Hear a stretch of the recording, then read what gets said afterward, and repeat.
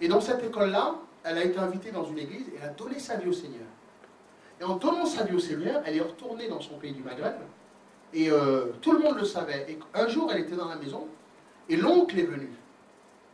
L'oncle est arrivé. Et l'oncle a dit, comment ça se fait que j'ai appris que tu étais chrétien? Et la fille dit, bah oui, tonton, mais c'est, tu vois. Elle a fait, ne prononce pas, c'est Naïssa dans cette maison.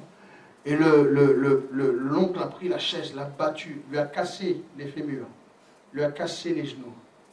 C'est les voisins qui ont accouru, qui l'ont pris la fille.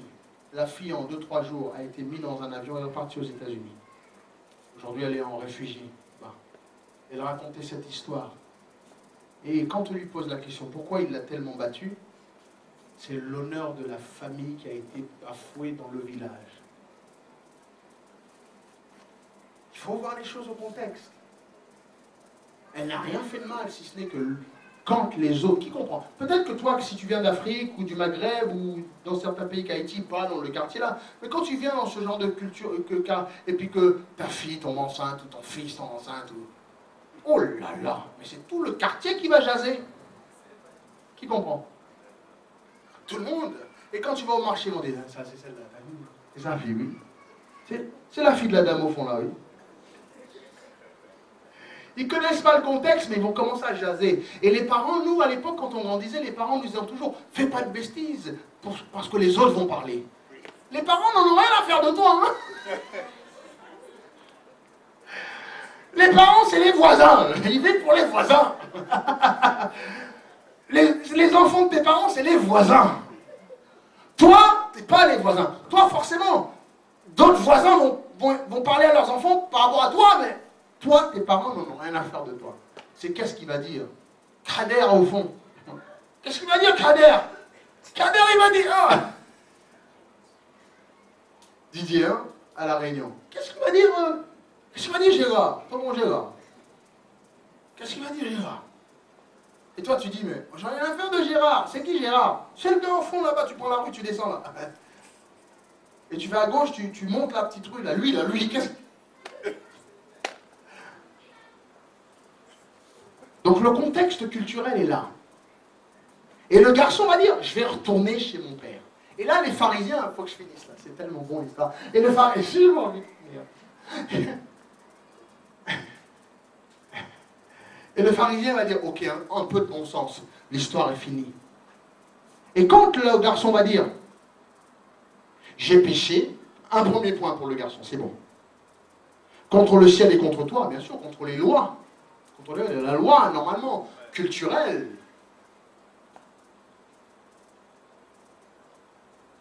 Je ne suis plus digne d'être appelé ton fils. Ah, là, il marque des bons points, le gars. Traite-moi comme l'un de tes ouvriers. Dans la culture du Moyen-Orient, quand ça se passait, et quand tu revenais, la règle, hein, c'est que le père va, rappelle-toi, lis bien la Bible, hein, lorsqu'un fils, un enfant faisait quelque chose, la Bible ou la loi, les Torahs, nous disaient d'aller au milieu du village et de faire certaines choses. Et pour cet enfant-là, le père devait ramener l'aîné aussi. Et qui le sait, des fois dans les cultures, c'est l'aîné qui te frappe. Car c'est lui d'abord qui a été insulté. Donc le père vient te frapper, la mère vient te frapper, et attends ton frère, ta soeur qui va te frapper. Je dis, oh, il y a quoi là? C'est parce qu'en fait c'est culturel. Et là, le père doit prendre cet enfant, l'emmener au milieu du village, mais le fracasser. Et au loin, ne pas s'approcher de lui, lui tendre sa bague. Compte tenu de tout ce que le père va faire, c'est l'inverse culturel qui devait être fait. Qui commence à comprendre. Donc là, l'embrasse, parce qu'après le père va lui donner une bague. L'embrasse, reste loin, et ce fils tabassé doit suivre le père au loin et aller travailler et rembourser tout ce que le père a dépensé pour lui. Une fois que le père a reçu tout ce qu'il avait dépensé, ensuite il pourrait prétendre à redevenir son enfant. C'est ça la culture. Et là, le fils, c'est ce qu'il a dit. Je vais revenir, je vais lui dire, je ne suis pas digne. Donc il arrive.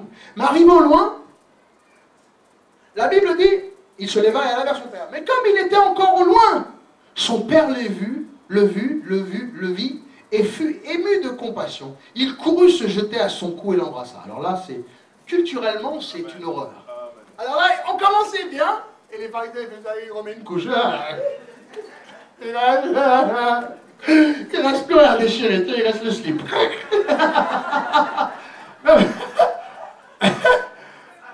Les choses parce que qui apprécie l'histoire ce soir? Je vais vous laisser partir parce que je finirai dimanche. La raison pour laquelle, c'est que un homme, jusqu'à aujourd'hui, dans les pays du Maghreb, porte une longue robe. Et qui dit longue robe, dit un homme distinction comme lui ne court pas. Tu marches comme ça. C'est pour ça que dans la Bible, tu as vu que des hommes de distinction, comme les rois, quand il a vu le pied, c'est pas bien. David, c'est pas bien. C'est que même pour les hommes, apparemment dans les pays du Maghreb, on aime bien les chevilles. Apparemment les hommes, c'est une blague. Parce qu'il ne faut pas que les gens ils voient les chevilles. Ah, les chevilles, c'est où?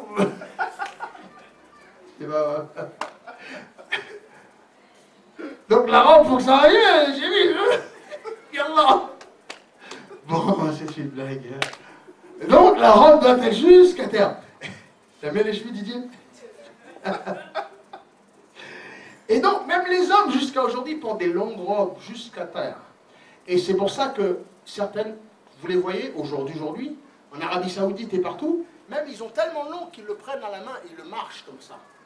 Et tu ne vois pas. Et un homme de distinction, généralement, envoie ses serviteurs courir devant.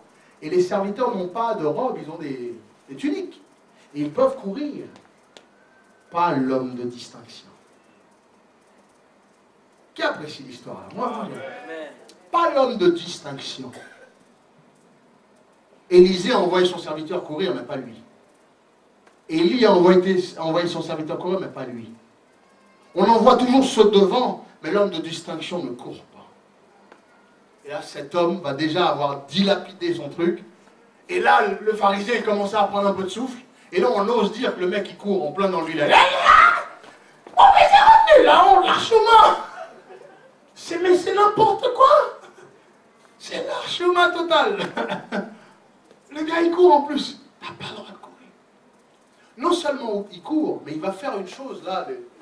La prochaine fois, dites-moi, il faut des pharisiens. J'ai besoin de quelques pharisiens là. Thierry, viens voir. J'ai besoin d'un pharisien. Rapidement, Fabrice, viens, rapidement. J'ai besoin d'un autre pharisien. Un autre pharisien, vite fait. Un autre pharisien, Didier, viens là. Vous êtes les trois pharisiens là. Vilains que vous êtes là. Viens là. Vous êtes juste là. Mettez-vous là devant là. Voilà, vous êtes des pharisiens là. Là, vous êtes déjà. Il faut déchirer vos trucs. Hein. Venez un peu plus près là. Venez plus près là. Venez juste derrière moi. Voilà, bien montez sur l'estrade un petit peu. Voilà, pour que vous voyez. Et là, vous êtes en pleurs, vous êtes outrés parce que le mec il court. Voilà, montrez-moi, vous êtes outrés. Mais pourquoi vous pleurez? Ils doivent être fâchés là, ils pleurent. C'est quoi ces pharisiens? Ils doivent être fâchés, ils pleurent. Mais t'imagines si... Voilà, c'est pas possible, vous êtes outrés là. Yallah. Attends.